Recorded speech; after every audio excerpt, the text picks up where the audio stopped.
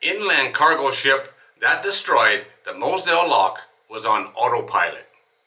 This is from the Maritime Exclusive and it was published on the 6th of February 2025.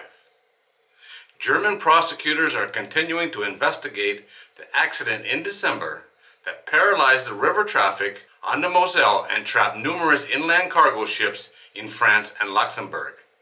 They believe the cargo ship that destroyed the critical lock was sailing on autopilot and failed to slow down before hitting the gates.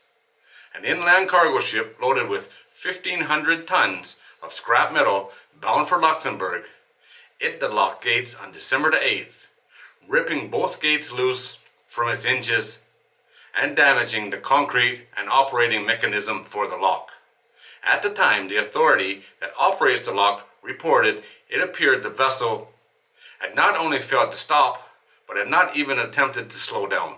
The gates were closed, preparing for a locking operation.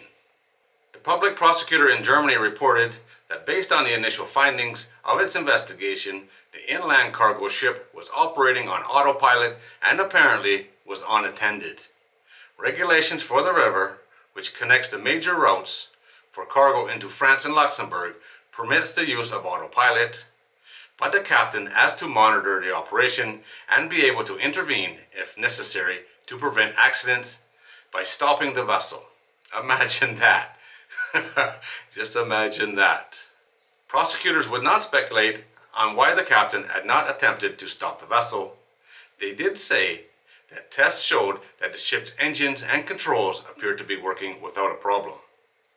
They also confirmed that there was no evidence of the captain having consumed alcohol or illegal drugs.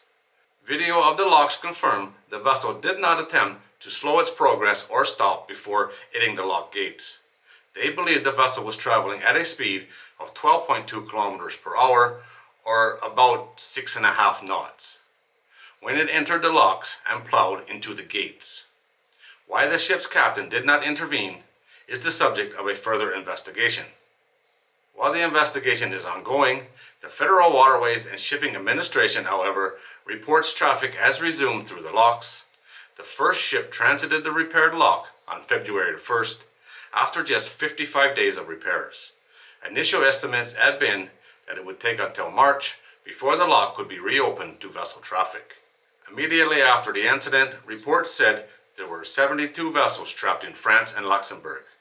The authorities staged a rescue operation using dam beams, normally for closing the locks for inspection, in an emergency operation that required divers and cranes to set up beams for each of the locking operation. It took until December the 27th to clear all the vessels. Repairs were expedited in part because they were able to find 2 assembled lock frames. The gates were prepared while concrete repairs and new fittings were completed at the lock. The new gates were installed on January the 24th, and after testing, they celebrated the reopening of the waterway. Yay, party time!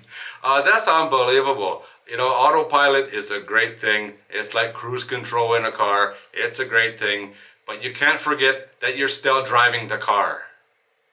Either the guy was not even in the wheelhouse, or he was asleep, or both.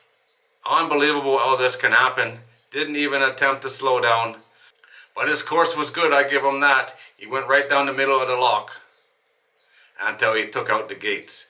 That must have been something. That'd be a tough way to wake up, that's for sure. Come to a full stop, doing 6.5 knots. Yeah, nice. It does make you wonder how stuff like this could happen. Alright guys, there it is. As always, thanks for watching. If you like this video, don't forget to subscribe before you leave, and we'll see you on the next one.